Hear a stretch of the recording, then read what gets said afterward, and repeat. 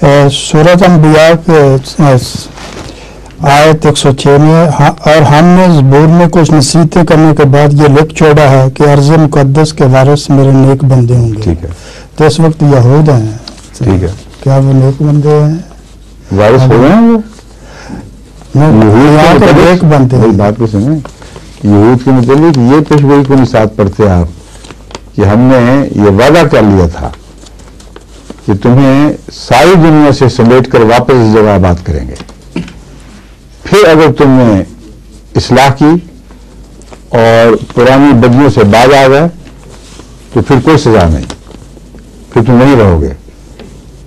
اگر تم نے ارادہ کیا پرانی حرکتوں کا تو پھر تمہیں ایسی سزا ملے گی کہ جو ایک بہت ہی عبرتناک سزا ہوگی. یہ بھی تو قرآن کا وعدہ ہے. دوسرے یہ وعدہ تو پورا ہوا ہے اب آ کر. اس سے پہلے ارض مقدس کے وارث کون تھے؟ رسول اللہ صلی اللہ علیہ وسلم کے غلام. وہ سارے بندے نہیں تھے؟ سالے تھے. پھر وہ وعدہ بھی پورا ہو چکا، مگر صالحیت کے ساتھ مشروط تھا. جب رفتہ رفتہ صالحیت میں کمزوری پیدا ہو گئی تو اللہ کا وعدہ یہ تو نہیں تھا کہ اس کے بعد تم جو مرضی کرتے پھر کی حکومت یہاں نہیں ملی. خدا خود فرما رہا قرآن کریم میں. تو دو الگ الگ وعدے ہیں، متضاد نہیں ہیں. ایک اپنے وقت میں پورا ہو کر 1300 سال تک چمکتا رہا ہے، 1400 سال کے قریب تک وہ آپ نے دیکھا ہی نہیں.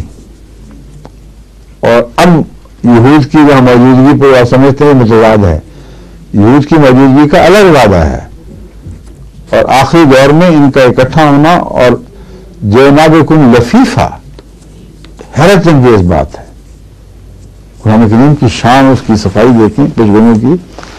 ایک وقت ایسا آئے گا جب تمہیں ہم ساری دنیا سے سمیٹ کر پھر اکٹھا کر دیں گے.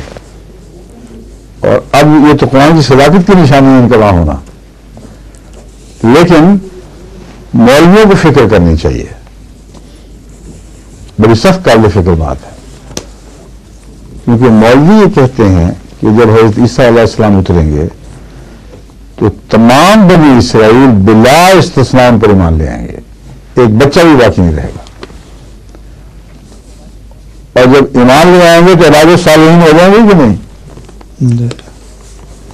پھر ان کے فلسطین جانے کے خواب کیسے پورے ہوں گے؟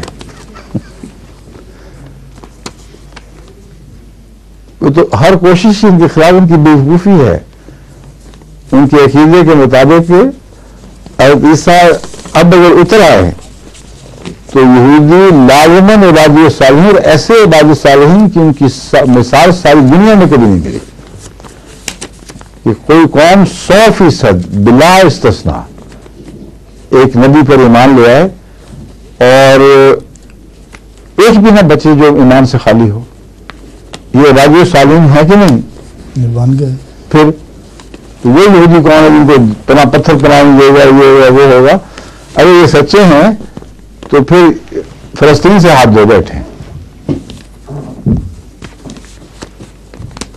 جھوٹے ہیں یہ، سچے نہیں ہیں. ان کی آزمائش ہوگی اور مجھے یقین ہے جو اب تک ان کی روش ہے وہ خطرناک ہے، ان کے لیے خطرناک ہے. اس لیے وہ جو عبادی الصالحین کا وعدہ ہے وہ بعید نہیں کہ دوبارہ پھر مسلمانوں ہی کے حق میں پورا ہو، مگر صالحیت سے ملے گا ان کو، یہ اس کے بغیر نہیں مل سکتا. اللہ تعالیٰ کا قانون ہے کہ بد کو بد سے نہیں بدلا کرتا، بد کو بہتر سے بدلا کرتا ہے. ٹھیک ہے؟ تو ہر مذہب یہودی مسلمانوں سے بہتر ہے؟ نہیں، دونوں ایک ہی حال ہے اس وقت. عملاً یہ ایک حال میں نہیں کہہ رہا، رسول اللہ صلی اللہ علیہ وسلم فرما رہے ہیں. اب سوچتے نہیں کہ آن علیہ وسلم کی پیشگوئی پوری ہو رہی ہے. آپ فرماتے ہیں میری امت میں آخر میں ایسے لوگ ہوں گے جو اس طرح یہود کے مشابہ ہو جائیں گے جس طرح جوتی دوسری جوتی سے مشابہ ہوتی ہے. کوئی ایک جوتی کا ایک پاؤں دوسری جوتی سے بہتر کبھی دیکھا آپ نے؟ دیسی جوتی پچھانی بھی نہیں جاتی ہے، دائیں جو بائیں ہیں وہ یار دونوں میں جو بہتر ہوگا وہ پاؤں ڈال دیتے ہیں. اگر رخ بدلا بھی ہو تو ٹھیک ہوگا، سیدھا ہو جاتا ہے. تو یہ فرما رہے ہیں اور یہ فرمایا ہے اس قدر سخت ہے لفظ کہ آدمی رونگٹے کھڑے ہو جاتے ہیں. اگر یہود کی امت میں کسی نے اپنی ماں سے بدفعلی کی ہے تو میری امت میں بھی وہ ایسے بدبخت پیدا ہوں گے. اور پاکستان کی خبروں میں کئی دفعہ آ چکا ہے یہ. اب بتائیں، آپ مجھ پر الزام لگا رہا کہ تم بہتر کہہ رہے ہو. میں نے کب کہا ہے؟ محمد رسول اللہ صلی اللہ علیہ وسلم برابر کر رہے ہیں آخری دور میں امت مسلمہ کہلانے والی کو امت موسوی کے بد کردار سے. کون کر رہا ہے؟ میں کہتا ہوں کہ رسول اللہ صلی اللہ علیہ وسلم فرما رہے ہیں. تو پھر مجھ پر کیا اعتراض؟ جب دونوں برابر کے چٹے بٹے ہو جائیں، جب تک مسلمان صالحیت میں غیر معمولی طور پر آگے نہ بڑھیں اس وقت تک یہ سلسلہ نہیں بدلے گا.